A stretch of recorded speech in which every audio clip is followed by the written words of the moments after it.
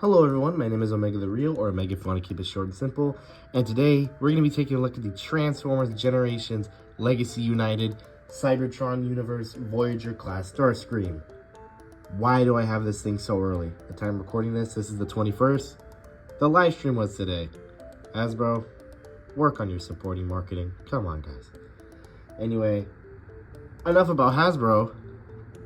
Let's talk about Starscream.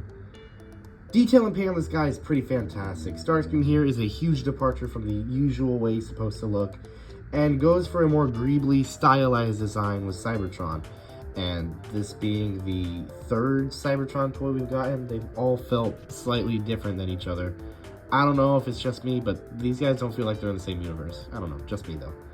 Overall, he's got a really nice gunmetal-y, like soft gray to him, along with the reds and the almost very, very dark blue on him. He looks fantastic, and the detail, like I said, is surprisingly well done, but if I have one complaint, I'd say it's too mechanically looking. The only complaint I could say. Overall, he looks pretty great.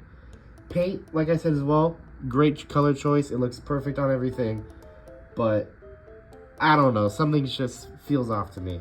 Articulation, though, is fantastic. Starscream here has a wide range of articulation. And something we found out today is that he shares the joints with the Siege figure. If you don't know what I'm talking about, the Siege Starscream, he shares the shoulders, the hips, and the elbows, I believe, is what he shares. So that's pretty interesting. So does this make this a technically heavy retool of that? No, they called it a partial, so we're going to call it a partial retool. But to be honest, I don't think anyone cares about that. But finishing off articulation, he's fantastic. You can get him into a bunch of poses. He's pretty damn movable. But the weapons gets a little weird. He's got a couple, technically 4, but I don't know if I'm going to count them. First off, he's got a generic gun. It's okay. It's a purple looking gun that looks like the one that came with Combiner Wars Silverbolt, and now I'm getting Trauma from 2021. It looks fine. You can put something that we'll talk about later on there, and it looks pretty good too, but overall, it's just something that feels shoehorned in. But it is Blast Effect compatible, so if you were kind of hoping it was, then good on you. It works.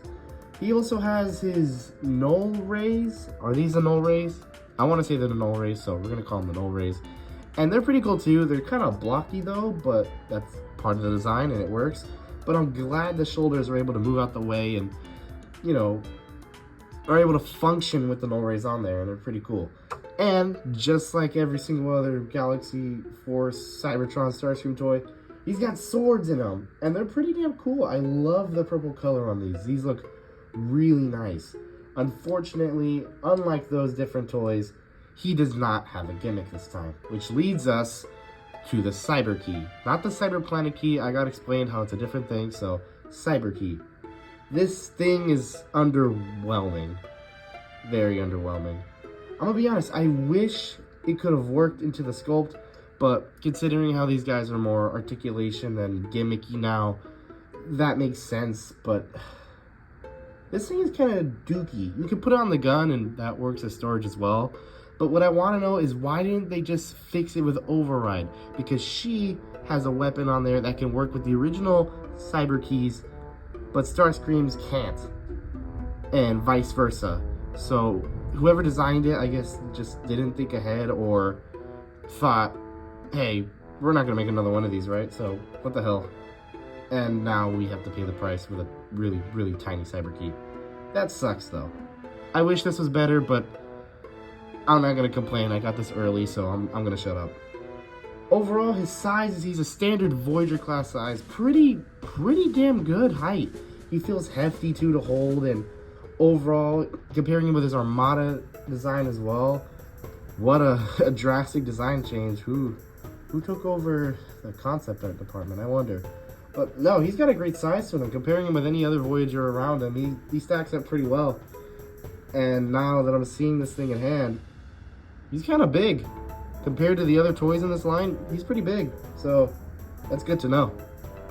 Overall, my final thoughts with the robot mode is this is a fantastic release. This feels like it's gonna be hard to find, so if you're able to find this guy right now, or you know, if you want to get the pre-order and wait like I didn't, then go ahead and do that, because this thing is genuinely really fun to mess around with. So that's it for the robot mode. How about we talk about this beautiful vehicle mode? Unlike the Studio Series Megatron that we just covered last week, this guy has a great vehicle mode. I am not one to complain here. This thing is awesome because it actually holds together pretty well. Despite having to basically parts form, I don't think you need to parts form for this. I did it just because. This is a really good jet mode, Cybertronian jet-like. And now I'm seeing why they use Siege Starscream for this. This is basically just a Tetrajet, just stylized. He's pretty damn good. And I want to say something, because this isn't the exact design one-to-one, because the cockpit is really sunken into the main body, so as to give this guy a waist swivel. So the fact they had to sacrifice one design for playability, I don't mind that. Thank you for giving him a waist swivel, because it actually looks fine, even though it's kind of neutered. I don't know how to say it. It looks fine even with his little redesign. So overall, this is a fantastic mode. I also want to say that the null rays are blast effect compatible as well, so you can put those on there too and have fun with that. And he even has a little part for the jet booster, so you can play around and have fun with him. Overall, my final thoughts with Transformers Legacy United Cybertron Starscream is that this thing is kick-ass, dude. This is probably the best toy of this wave. And I don't even have the others, and I'm already saying that, because Sandstorm is tiny, Silverbolt is Silverbolt, and we're not even going to talk about Chromia. So, overall, this is a fantastic figure. I highly recommend it to anyone who's able to find it already, or wait like the majority of the population is going to do.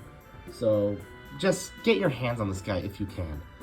Well, that's it for this review.